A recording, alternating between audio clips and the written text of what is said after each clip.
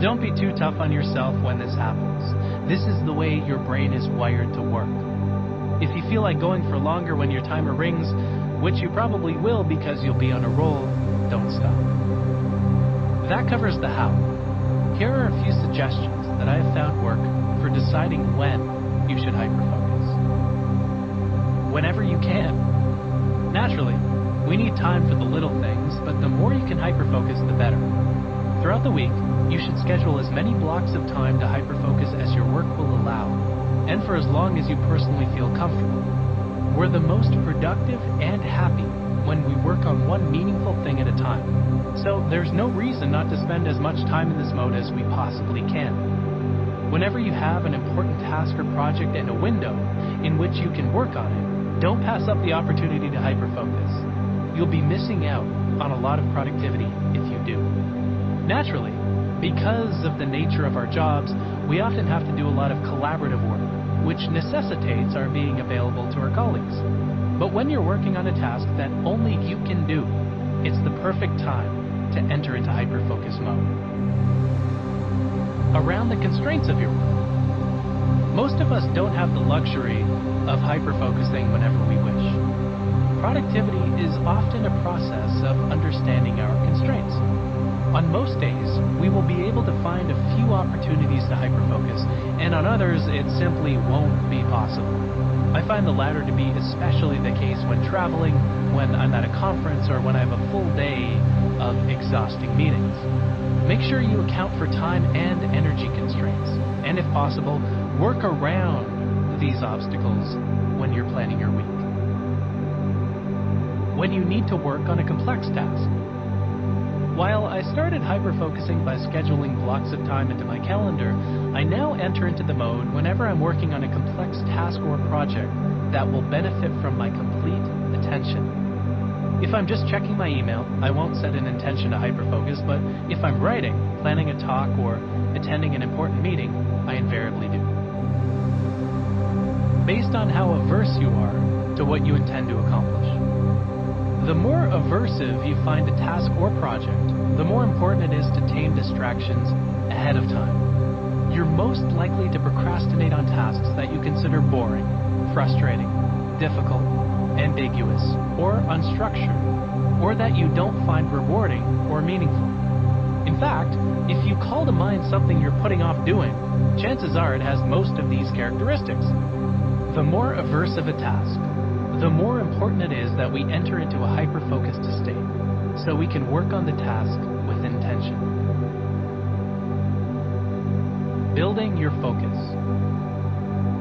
Over the next several chapters, I'll give you the tools you need to develop your focus. As you'll find, your ability to hyper-focus depends on a few factors, all of which affect the quality of your attention. How frequently you seek out new and novel objects of attention. How often you habitually overload your attentional space. How frequently your attention is derailed by interruptions and distractions. How many tasks, commitments, ideas, and other unresolved issues you're keeping in your head.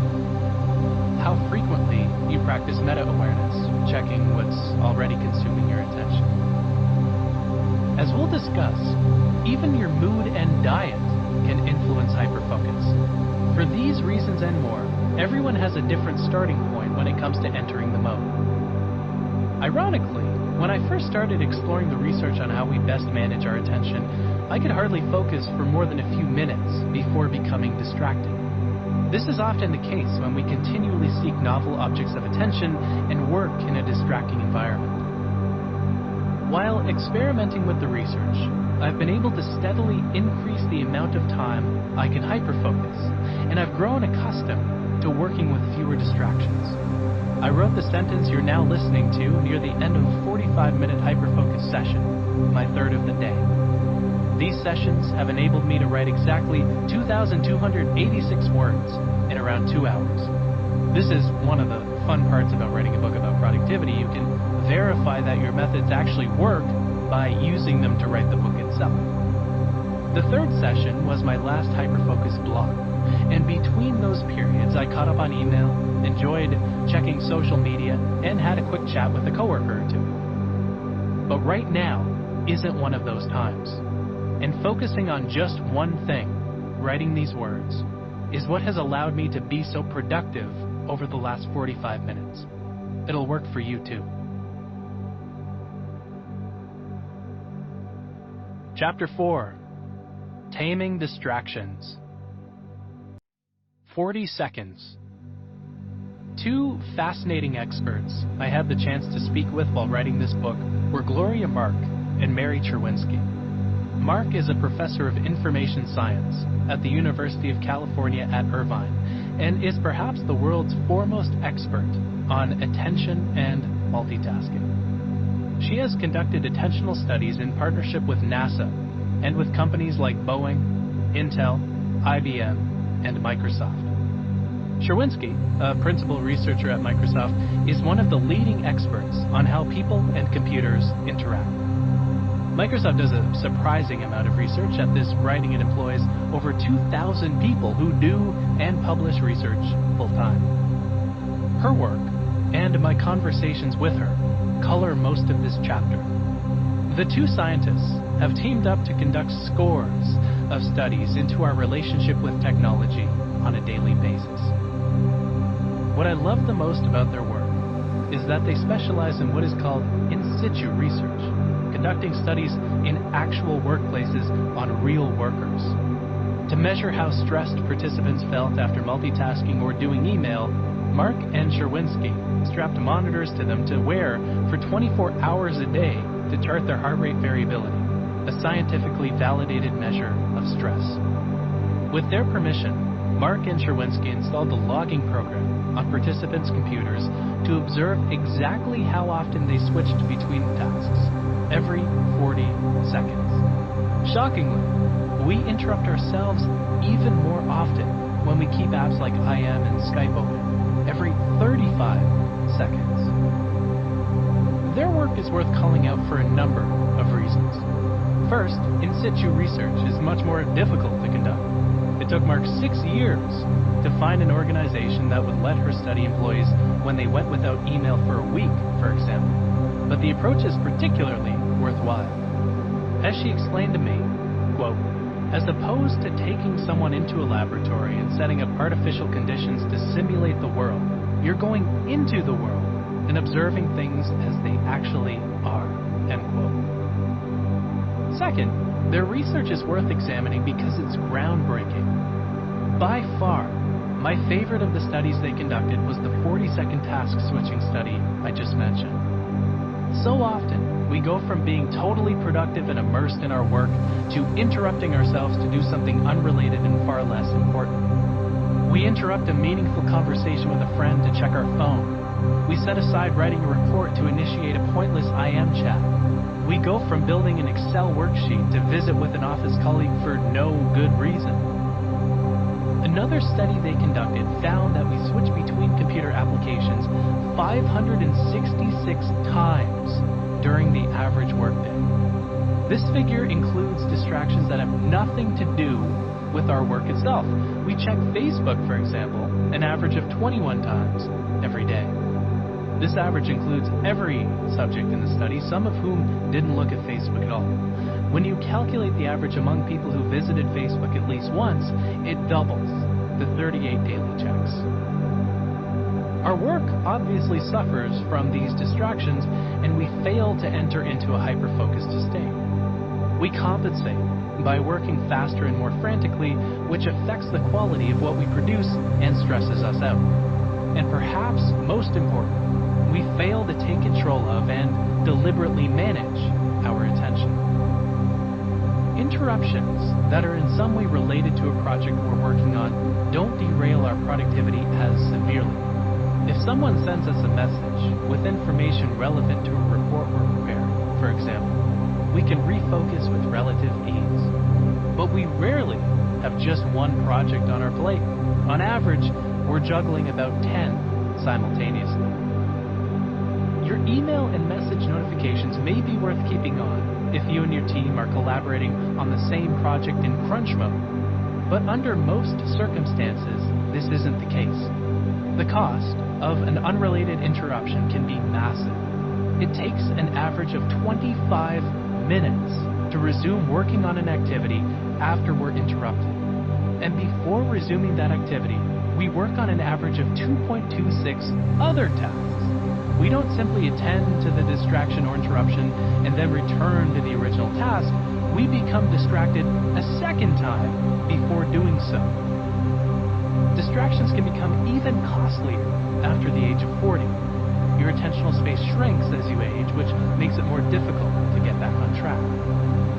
Once you become aware of how frequently you interrupt yourself, it's hard to go back to working the same way again. This is why it is so critical to manage your attention wisely. You can focus for so much longer by taming distractions ahead of time. A footnote on this, one question that comes up frequently in attentional research is how women and men differ when it comes to multitasking. Women experience fewer interruptions and interrupt themselves less overall, and they do so while working on more projects at once. Compared with men, women are also happier and more engaged in the workplace. Why we love distractions. There is a simple reason why we fall victim to distractions. Even though we know they're unproductive, in the moment, they are much more enticing than our work. When our brain is even slightly resisting a task, it hunts for more attractive things it could do instead. Let your mind be for a few seconds, and you'll find that it gravitates to more captivating and usually less important objects of attention than what you should be focusing on. We can't even go to the bathroom anymore without mindlessly distracting ourselves. I'd genuinely love to see how the duration of our bathroom breaks has changed over time. I'd wager a guess that they've at least doubled now that we carry around smartphones. Something that's gone down since the introduction of the smartphone? Chewing gum sales. Since 2007, the year the iPhone was introduced, gum sales have plummeted 17%. Obviously, correlation doesn't imply causation, but it does make you wonder. Our drive toward distractions is made worse by our brain's built-in novelty bias and the fact that websites and apps we frequent offer a hit of mindless stimulation and validation every time we visit them. You probably have a few notifications waiting each time you open Twitter. Who shared your last post, new people who have followed you, and so on. It's hard to resist the urge to check the site throughout the day, knowing another small hit of validation is just a click away. Even if you have no messages waiting, the possibility that you could have some draws you back. I deleted my Facebook account a few years ago for this very reason. I'm typing these words in one window on my computer screen, but I know that in no time at all, it's possible to open another that could provide hours of distraction. Writing is a difficult task that my brain resists. I love the result, but the process takes a lot more focus and energy than checking social media, answering email, or checking the news. If I don't disable computer distractions ahead of time, I might as well wave goodbye to my productivity. As a small experiment, I didn't block any distractions on my computer this morning. Left to my own devices, I bounced around an endless loop of stimulating websites for 30 minutes. Looking at my browsing history, I had visited Twitter, Reddit, specifically the mechanical keyboard subreddit, several news websites including Feedly, the New York Times, CNN, The Verge, and Mac Rumors, my second Twitter account, email. I have 3 email accounts and checked them each a time or two, and the Amazon page for my first book to check how well it was selling and to see if it had any new customer reviews. It's also worth noting that I checked these websites after meditating for 25 minutes, a ritual that usually enables me to act with more intention. Chances are you have your own list of distracting websites and apps you frequent when you're resisting a task. A footnote on this. Curiously, the distractions you're most likely to fall victim to differ depending on what you're working on. When you're doing rote work, you're significantly more likely to visit Facebook or initiate a face-to-face interaction with a coworker.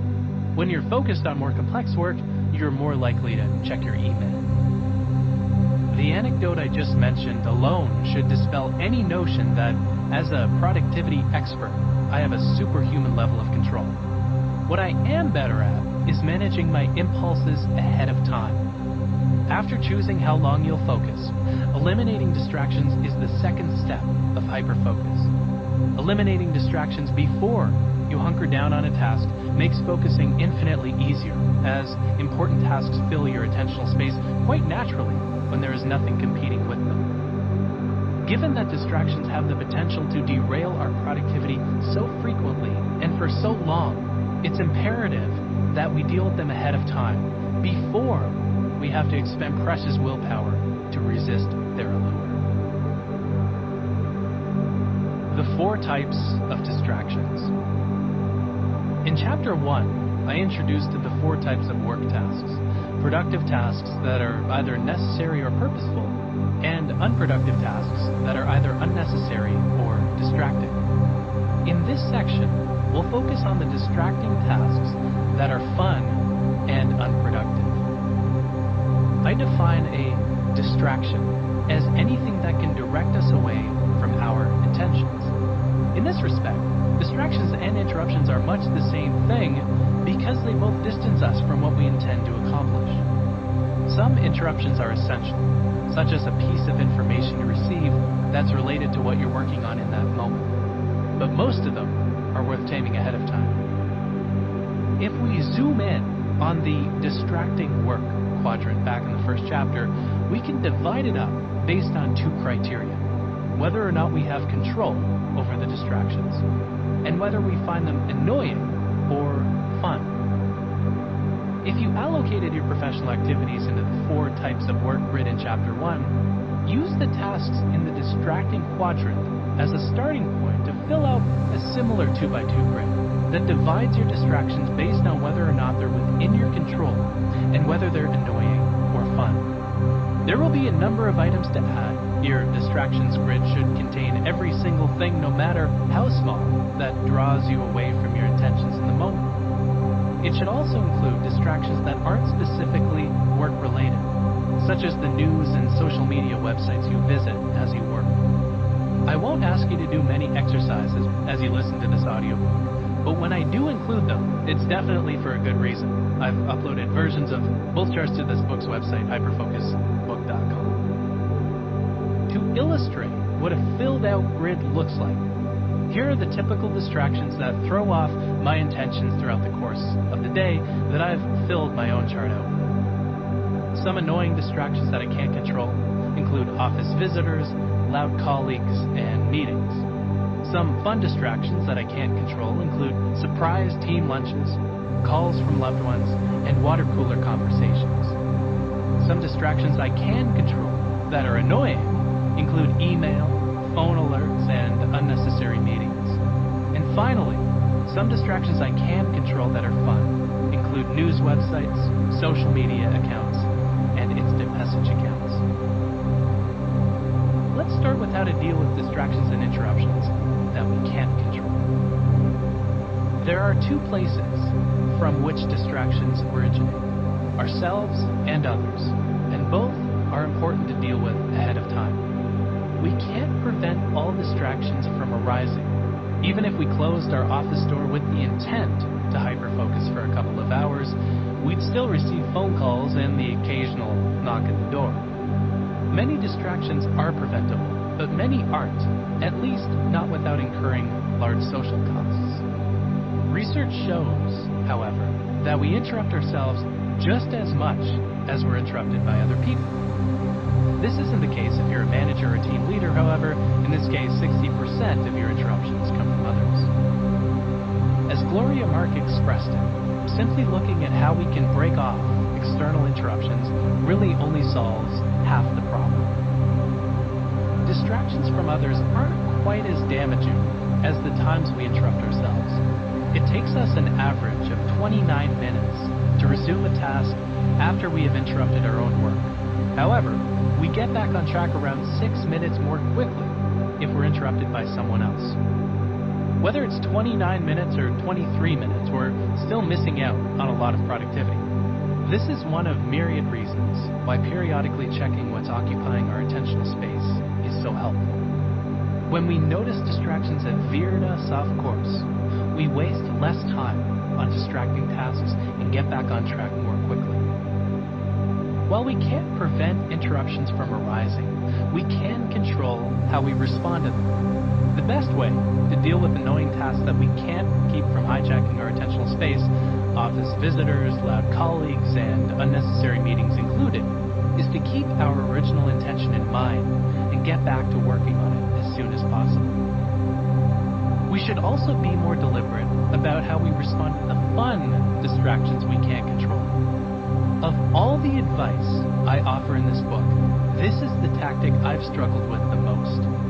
I'm often so gung-ho in accomplishing my intentions that I become rigid and grumpy when I'm interrupted, regardless of how enjoyable the interruption might be. As I've found, though, the best possible way to respond to pleasurable, uncontrollable distractions, like team lunches and calls from loved ones when I'm in the middle of something, is to make a concerted effort to embrace and actually allow myself to enjoy them, but still get back on track when I'm able.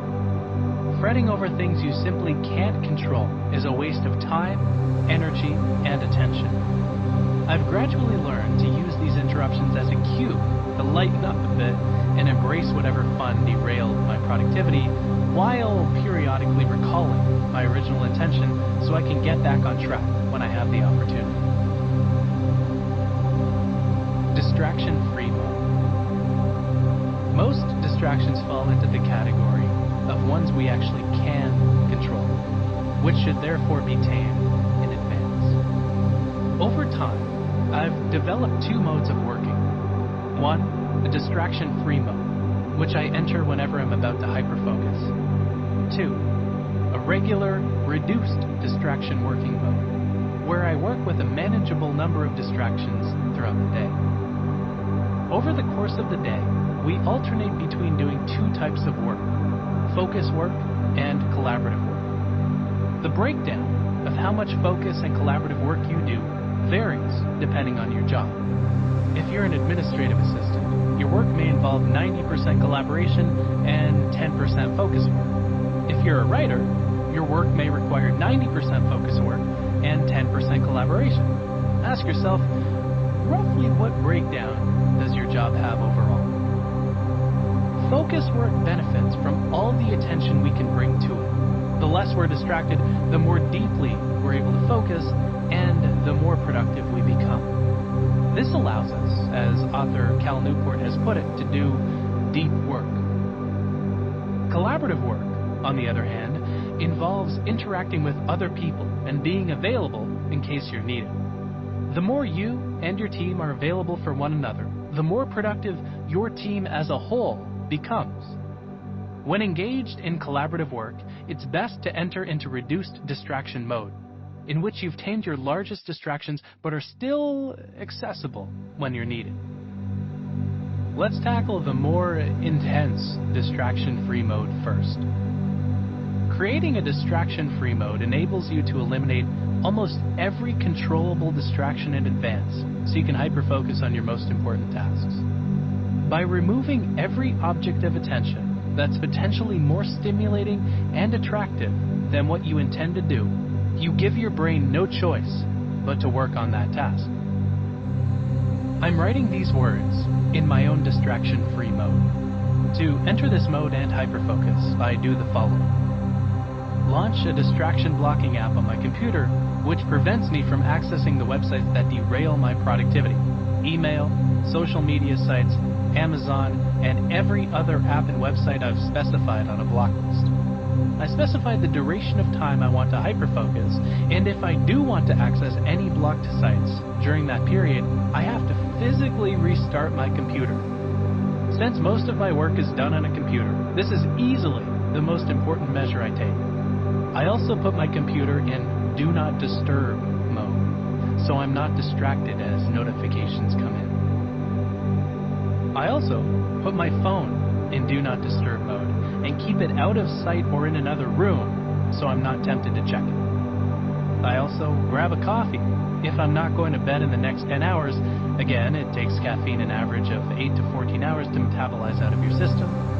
And finally, I put on noise-canceling headphones, so I'm not distracted by sounds in my environment. I don't always use them in my office, or if I'm working out of a hotel room, but I'll do so without fail if I'm hyper-focusing on a plane or at a coffee shop. Which distractions derail your productivity over the course of a day? How many of them can you disable simultaneously with a blocking app or some other tactic? Write a quick plan that will guide you in dealing with these distractions ahead of time. When you find your attention getting derailed, reflect on what caused it so you can disable that distraction the next time around. For example, when I'm distracted by a new website or app while in distraction-free mode, I'll immediately add that site to my block list. Here are a few more suggestions for creating your distraction-free mode. There are many apps available that cut you off from distractions. A few of my favorites for computer are Freedom, paid, though there's a free trial for Windows, Mac, the iPhone, and the iPad. Cold Turkey is free, though there's a paid version for Windows, Mac, and Android. And Rescue Time is paid, though there's a free trial for PC, Mac, Android, and Linux. Most of these cost a few dollars a month for the Pro version, but you'll earn that money back in increased productivity. The research backs this up. People who deploy distraction blockers are more productive and focused for longer periods of time. Side note, we're only beginning to understand how traits such as conscientiousness, neuroticism, and impulsiveness work together to determine how distractible we are. These traits also determine how much stress the use of distraction blockers may cause. If you find you become anxious with a distraction blocker enabled, you may decide that you want to resort to using it only when you're working on a task that's especially onerous, or when you have less energy and therefore less of an ability to resist distractions. If your workplace restricts what apps or plugins you can install on your computer, consider either unplugging the Ethernet cable or completely shutting off your computer's Wi-Fi. This sounds extreme, but we spend a lot of our internet time procrastinating. Get out of the office. If you work in a more flexible office environment, you might find a distraction-free mode can incorporate working out of the coffee shop downstairs or in a meeting room. Be thoughtful and don't underestimate or overestimate the social costs of your distraction-free mode. Consider the effects of shutting yourself off from your coworkers, especially if your workplace is a social environment. At the same time, don't overestimate the social costs. While you might feel guilty closing your email client for 30 minutes, remember that your clients and coworkers frequently have to wait an hour or two for you to respond when you're caught in meetings. This is a lesson I'm relearning constantly. As a general rule, your coworkers need you a lot less than you think they do. Treat yourself. After I've completed a HyperFocus session and I leave my distraction-free mode, I'll occasionally treat myself to an all-you-can-eat buffet of distractions. Research shows that the more impulsive you are, the more stressed you become by blocking yourself from distractions. If you do have little self-control, or if you're impulsive, indulging in the odd distraction break can be beneficial. Side note, impulsiveness is also the character trait most highly correlated with procrastination. I'll also usually indulge a cup of matcha or coffee before entering back into my distraction-free mode, which positively reinforces my behavior to focus more deeply. Create a distraction-free mode for your team. Dale Partridge, author of People Over Profit, went as far as to equip his team with lamps and squirt guns to encourage them to focus when he was CEO of Sevenly. As he explained to me, quote, "One of the smartest things I did at Sevenly was to build custom walnut desk lamps for the entire team. They turned them on whenever they wanted to focus, and the rule was that no one was allowed to interrupt them when their lamp was on. All 45 employees were allowed to have up to 3 hours of uninterrupted focus time per day. We had to limit it because that uninterrupted time was so addictive. I also equipped everyone with a squirt gun so they could spray each other when they were interrupted." End quote. intensity of your distraction-free mode depends on your work environment. If you work for yourself or have an office with a door, you likely have more flexibility in eliminating distractions. If you work in a collaborative, open office environment, however, you may not be able to set up as strong a distraction-free mode as you'd like. Productivity is a process of understanding and adapting to your constraints. I always experience an odd and wonderful sense of relief when I enter my distraction-free mode, and I think you will too. Suddenly, you don't have to tend to the news, your social media feeds, and a never-ending stream of email. You can relax, confident that you no longer waste time and attention on mindless busy work. You accomplish meaningful work and hyper-focus for a longer period of time. And you know that because you're investing your time, attention, and energy into just one task, you can slow down and work more purposefully. A distraction-free mode also allows you to conserve energy. When you eliminate distractions, your energy goes further, and you can work for longer periods of time without needing a break. By disabling distractions ahead of time, you expend significantly less mental energy regulating your behavior in order to focus on your work. In turn, the less we have to regulate our behavior when we don't have to battle distractions or watch what we say as we deal with a difficult coworker, the more energy our work provides. Breaks are energizing for this same reason. They're a pocket of time in which we can press pause on regulating our behavior. You may find that even though you intended to hyperfocus for only a short amount of time, you have the energy to keep going long after. A distraction-free mode is especially valuable after a vacation or long weekend, as during these periods, you'll have less energy and be more susceptible to distraction. Taming the distractions in your work ahead of time enables you to build up your energy as you settle back into your regular working rhythm. Working with reduced distractions.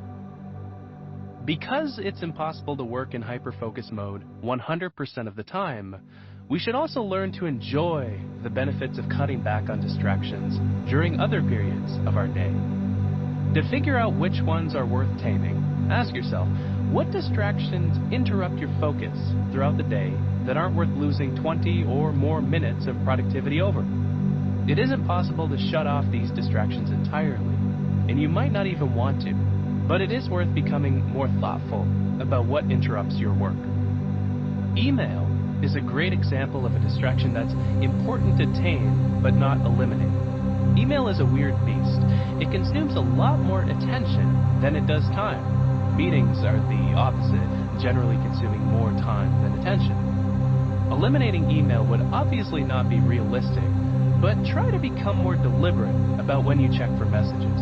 Doing so will allow you to regain control over your attention. Whenever you have email notifications enabled, you permit your coworkers to interrupt your focus on a whim. The instant you receive an email notification, you've lost control. Choosing when you check for messages ahead of time means you maintain control over your attention and resist slipping into autopilot mode.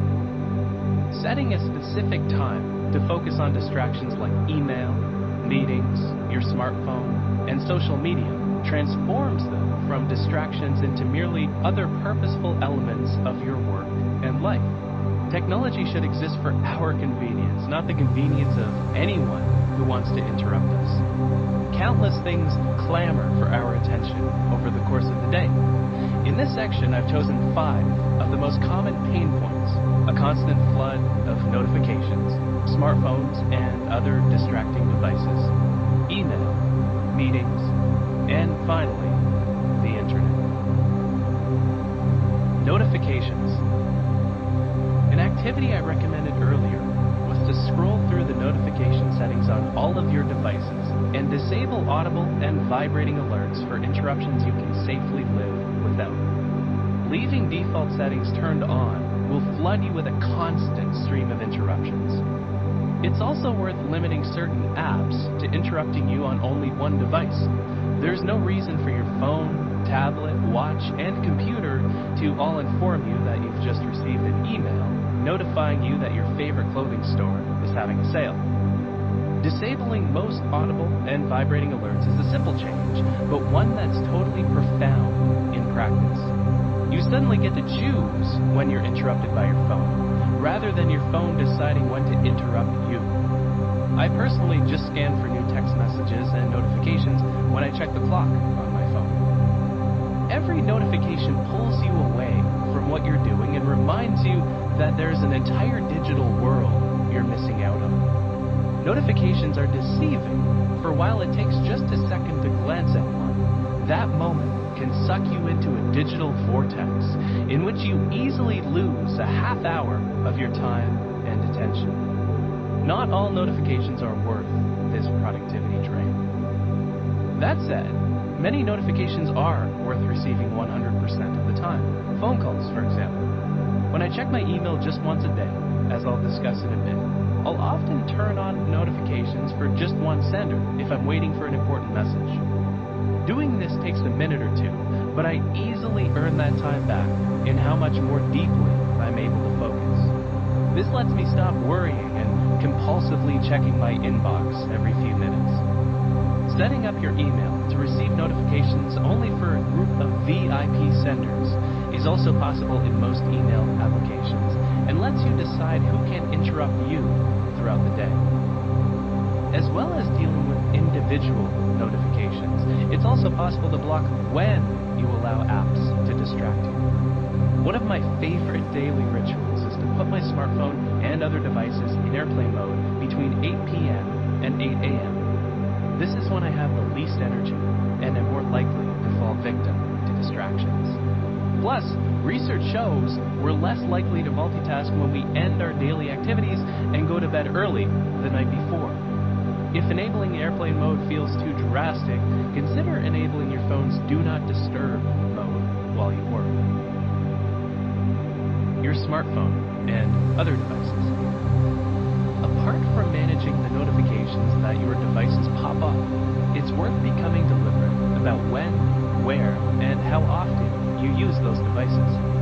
Your phone is probably your most stimulating and novel object of attention, and you're absolutely going to be tempted by it, especially when the task you're working on becomes more intimidating or complex.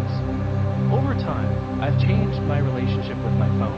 Instead of seeing it as a device that should stay attached to my hip for the entire day, I've started to regard it as a powerful, more annoying computer. Their cellular radios aside, our phones have the same parts as a computer. But for some reason, perhaps because they provide us with so much stimulation and validation throughout the day, we allow them to interrupt us constantly, infinitely more than our computers. We shouldn't give any shiny rectangular device so much power. Once I began viewing my smartphone as just a more distracting computer, I kept it stowed in my laptop bag instead of my pocket. And, most important, I made sure I had a good reason before checking it. This shift in attitude has enabled me to use my phone with intention rather than on autopilot mode. Every time you pick up your phone without intent, you derail your attention for no good reason.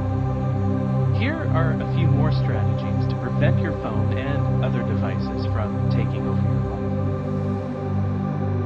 Mind the gaps. Resist the urge to tap around on your smartphone when you're waiting in line at the grocery store, walking to the coffee shop, or in the bathroom. Use these small breaks to reflect on what you're doing, to recharge, and to consider alternate approaches to your work and life. In these moments, mindlessly burning time on the phone isn't worth it. Doing so eliminates the valuable space in your schedule. Do a phone swap. Swap phones with a good friend or significant other when you're at dinner or hanging out. That way, if you have to look something up, make a call, or take a picture, you'll have a device to do it with, but one that won't suck you into a personalized world of distraction. Strategically use airplane mode. Flip your phone into airplane mode when working on an important task or having coffee with someone. It's possible to share quality time without also sharing quality attention.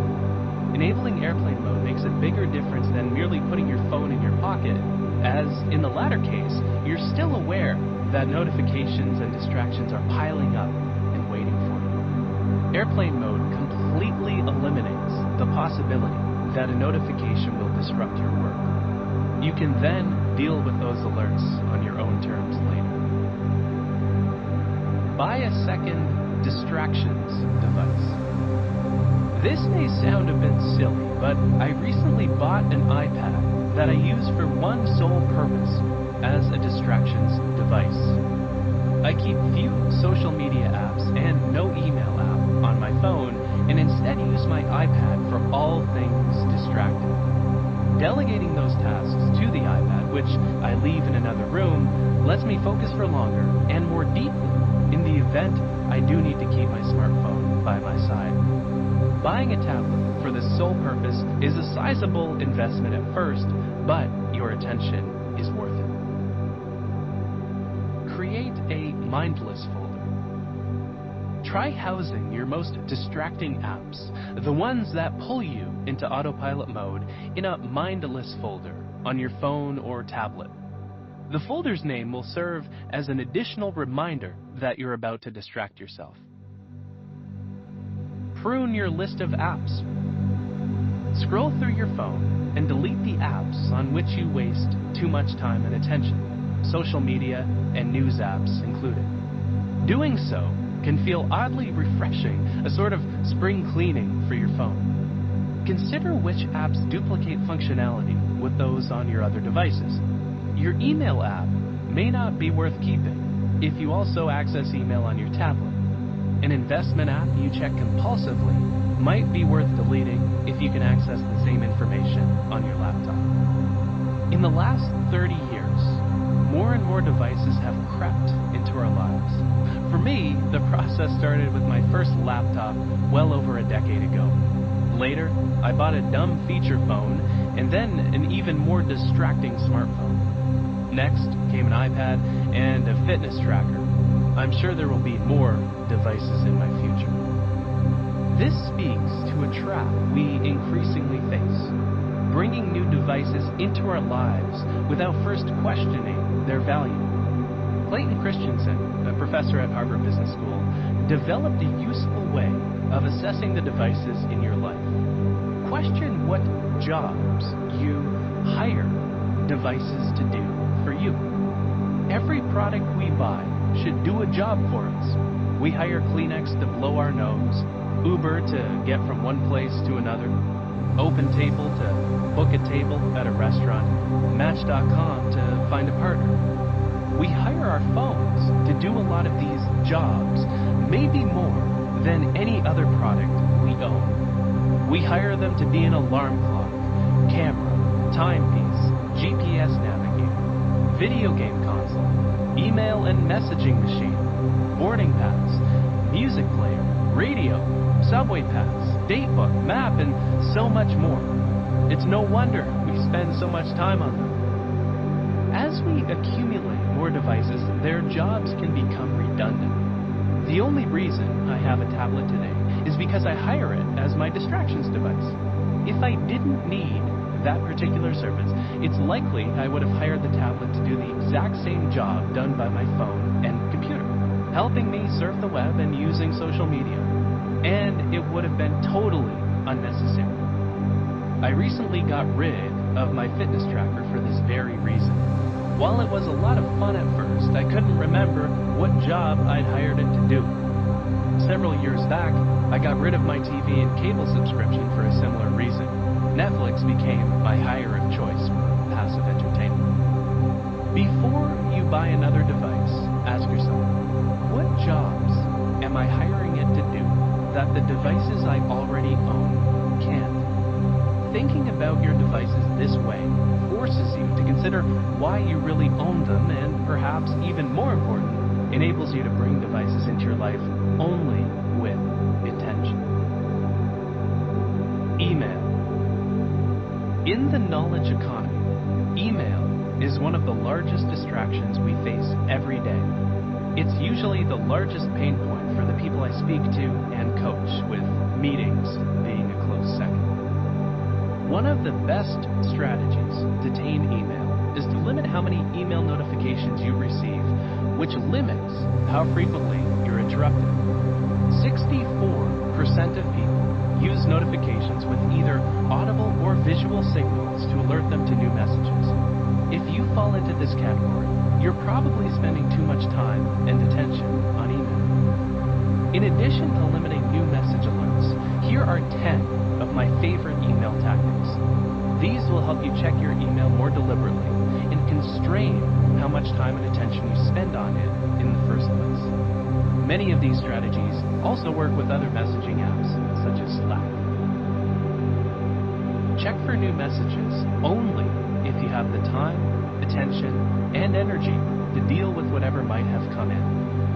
This is a simple trigger that lets you make sure you can actually deal with new messages instead of getting stressed by the new stuff to which you have to respond. Keep a tally of how often you check for messages. The average knowledge worker checks his email 11 times per hour, 88 times over the span of a day. It's hard to get any real work done with so many interruptions. The same study found that employees spend an average of just around 35 minutes on email per day, which means that email consumes much more attention than it does actual time.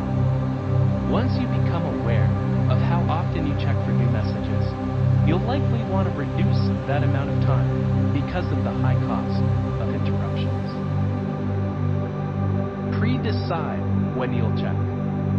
Determining ahead of time when you'll check for new messages works wonders for reducing the number of times you open your email. 70% of emails are opened within the first 6 seconds of receipt, so shutting off notifications will help you work in a less agitated and reflexive way. I personally check for new messages once a day at 3 p.m. and have an auto response that notifies people of this. If this frequency is unrealistic for your work, come up with a compatible number. As long as it's less than 88 times over the span of a workday, you'll be doing better than average.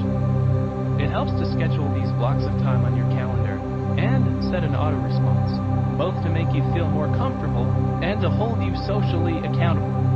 If you still find email too tempting, enable a distractions blocker to cut yourself off.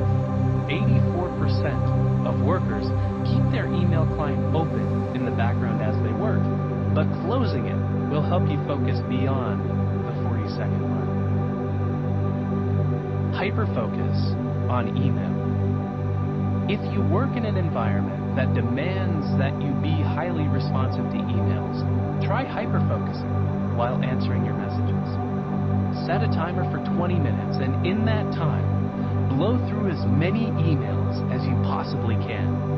Even if you receive an extraordinary number of messages, hyper-focusing on your inbox for 20 minutes, even as often as at the top of each hour, will enable you to get back to people quickly and allow you to still accomplish meaningful work the rest of the time.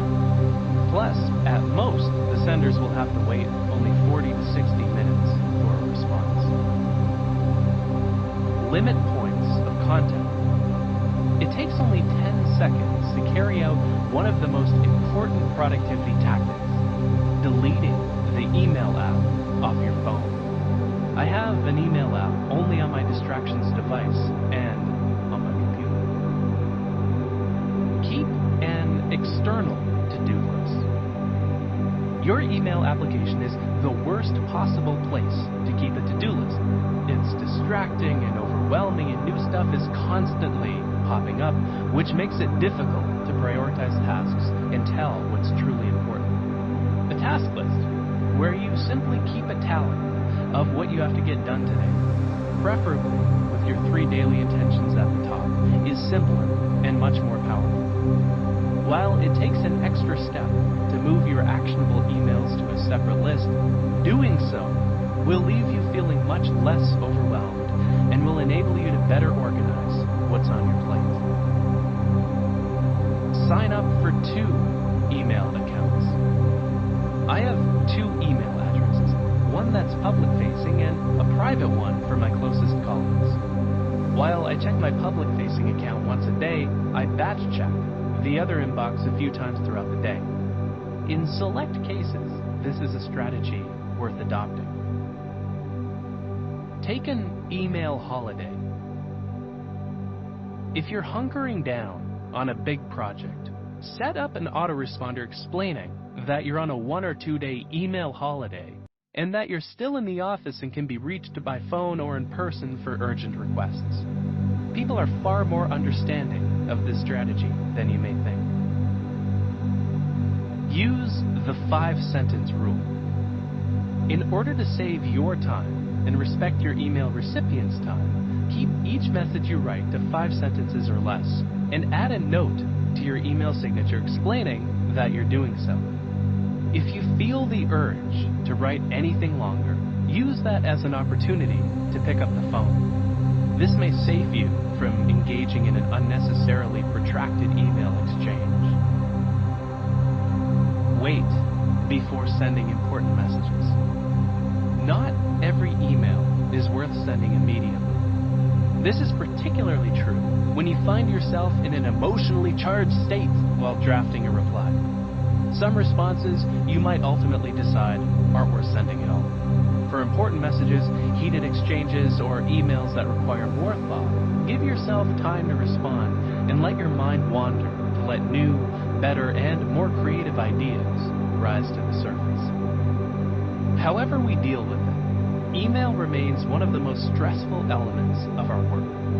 One study that had asked participants to go without email observed that after a period of just 1 week, their heart rate variability changed as they became significantly less stressed.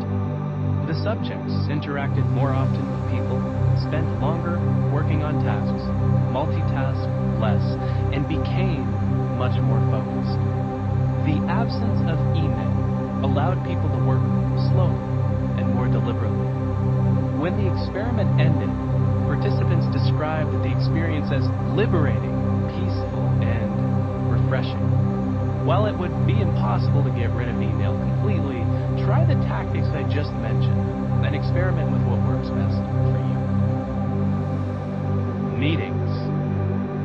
After email, meetings are one of the biggest distractions we face throughout the day.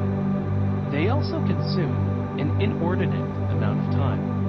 A recent study found that, on average, knowledge workers spend 37% of their time in meetings, which means that if you work an 8-hour day, you typically spend 3 hours daily in meetings. Meetings are remarkably costly. Gather even a small group of people in a conference room for an hour, and you can easily lose an entire day's worth of work. That's not counting the time it takes everyone to switch his or her attention to and from what's being discussed. There's nothing inherently wrong with such gatherings, but pointless meetings are one of the largest productivity drains in the modern office. Here are 4 of my favorite ways to reel in the number of meetings you attend and make the ones you do take part in more productive. Never attend a meeting without an agenda. Ever. A meeting without an agenda is a meeting without a purpose. Whenever I'm invited to a meeting without an agenda, regardless of whom it's with, I'll ask for the objective. Very frequently, whoever scheduled it will find that the purpose can be accomplished with a couple of emails or a phone call. Push back on any meeting without an agenda. Your time is too valuable. Question every recurring meeting on your calendar. We often fail to question the value of routine meetings. Sift through the next month or 2 on your calendar and consider which recurring meetings are truly worth your time and attention. Some may be more valuable than they seem on the surface, especially when they enable you to connect and learn more about what your team is doing, but just as many aren't. Some may be difficult to get out of, but taking a few minutes to gracefully ease your way out will save hours later on. Challenge the attendance list. Does everybody invited need to be there? The answer is usually no. If you're a manager or a team leader or just want to save someone time, let certain participants whose presence isn't critical know that while they're definitely welcome, their attendance is optional if they have something else important to work on. HyperFocus on meetings. Engaging can be tough when meetings consume more of your time than they do attention and energy. But if you do decide a meeting is worth attending or you can't get out of it, enjoy it. Leave your phone or your computer behind and focus on what everyone is saying. Contribute what you can and whatever you can.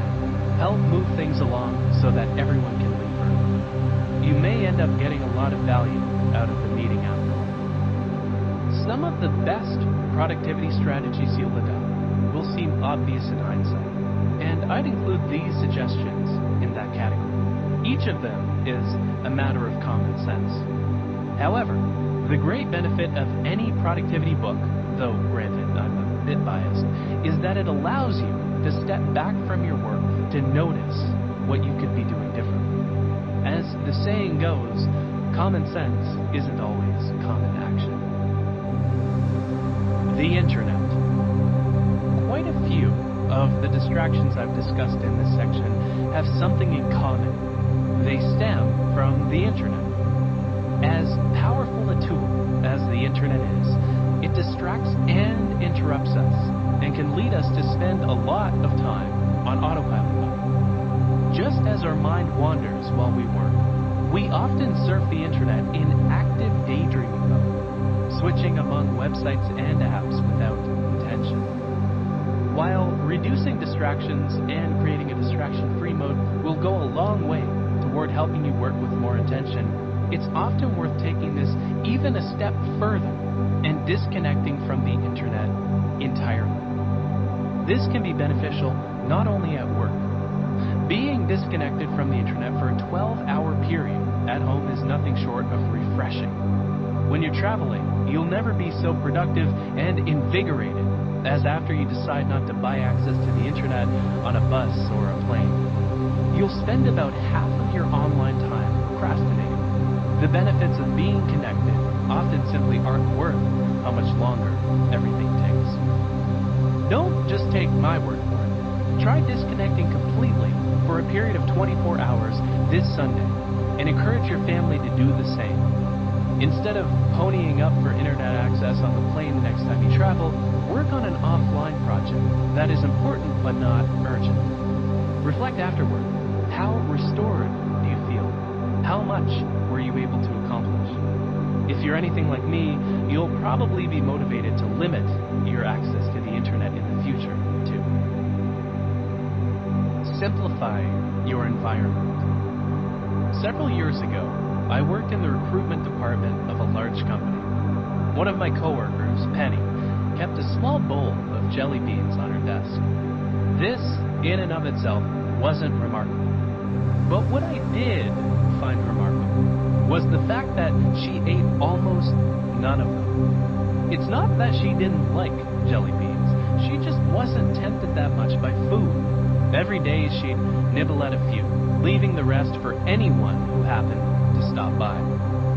I probably ate 90% of those jelly beans. Every time I walked by Penny's office, I'd grab a small handful of candy, an amount that was always, at least in my eyes, asymptotically close to the socially acceptable limit. If I had a similar bowl in my office, I don't think it would have lasted the afternoon. This past Friday, my fiancé and I hosted a party, and we had 2 large bags of chips left over. I ate both within 2 days. My friends are often surprised when I share stories like this. As someone who researches and experiments with productivity as a full-time job, I'm pretty sure some of them expect me to have a superhuman level of self-control. But much as I do to resist digital distractions when writing, I try to deal with other temptations in my life ahead of time. Because food is my biggest weakness, I modify my external environment to avoid keeping any unhealthy snacks in the house, and if they are around, I ask someone to hide them. Whether with food or distractions, we're highly influenced by our external environment. Takeout menus stuck on your refrigerator are a reminder that tasty, unhealthy food is only a call away, just as keeping cut-up vegetables and hummus in the fridge will remind you to eat healthier. Posting your